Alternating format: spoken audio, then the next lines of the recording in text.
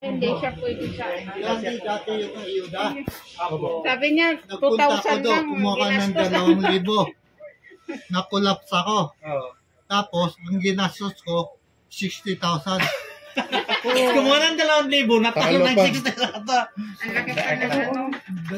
Dalawang beses pa ako nakulap. Yun, isang beses yun, pero dalawang beses nakulap dito. Kaya sabi ni chairman, huwag na akong magpunta doon ngayon para... Ba't daw kayo nag-collab, sir? Ha? Sa init? Sobrang init. Ang init doon eh. Hindi pumupo dito. Sige, sige. Sir, ano lang kasi dokumento para sa online registration?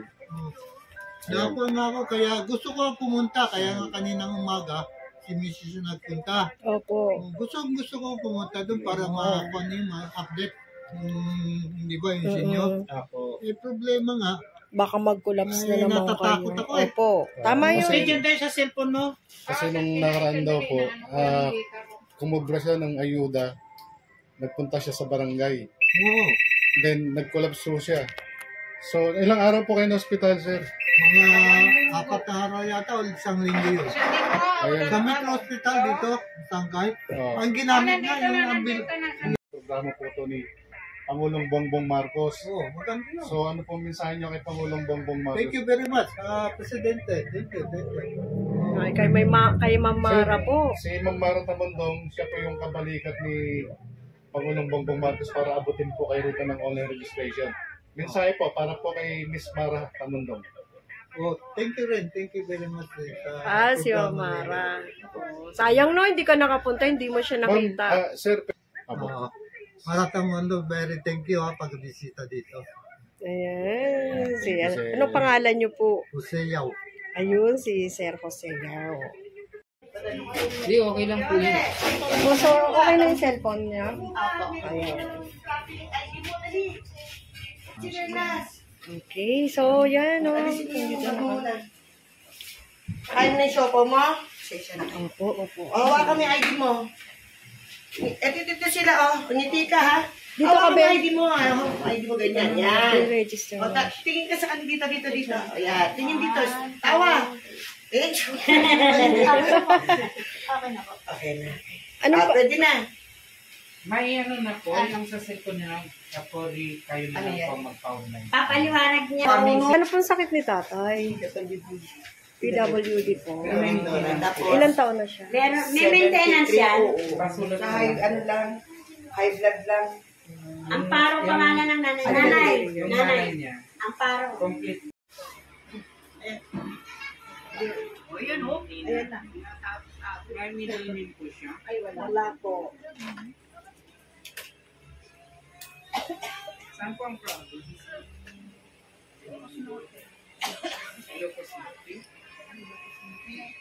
Siya. Kapatid, sister. Ilan taon na po siya? 60 ano na, ay, 60 ano na si Sai, oy. Senior. Opo. So ano po yung problema niya? Ano po ang naging sakit niya? Alzheimer. Tapos hindi naman nagsasalita. So 60 plus din po. 67 na siya. 67. na. Ganyan lang. So ayaw niya na rin lumakad. Ayaw niya lumakad. Susubuan lang namin. Hindi naman nagsasalita eh. Paano namin malalaman? Hindi na rin nagsasalita siya. Mm-hmm. So na-stroke po siya. Hindi naman.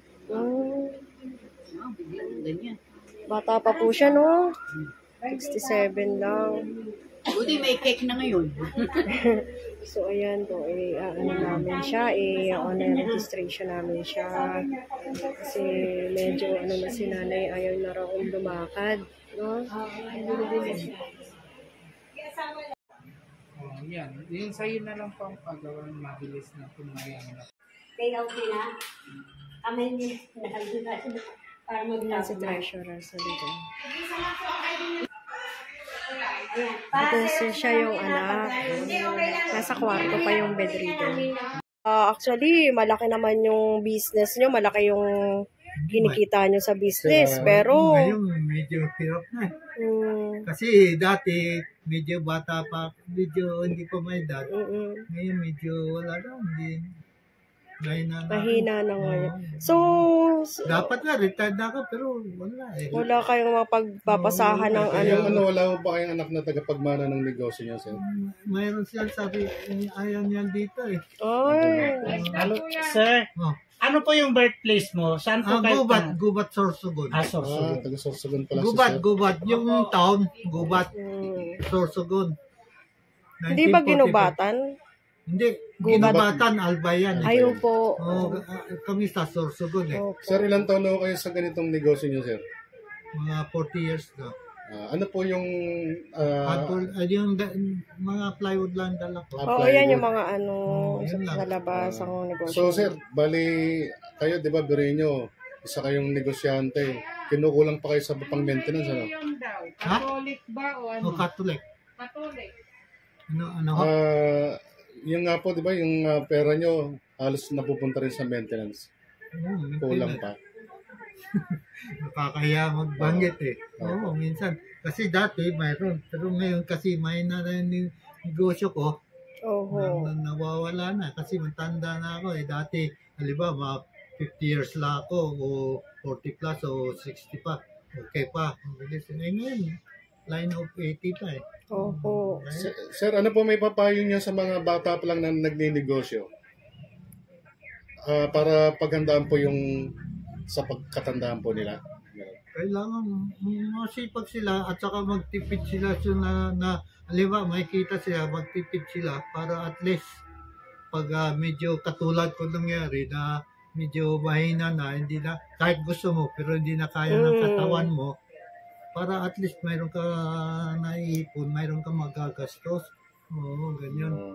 Yun nga po. Kasi mahal ngayon, tignan mo sa hospital lang, makaano na. Opo. 60,000, grabe. 4 days kayo, sir, doon sa... Oh, 5 days yata o 4 days, mga ganyan. Hindi ko matanda. 4 to 5 days. Kasi mag-extra pa, may ano pa?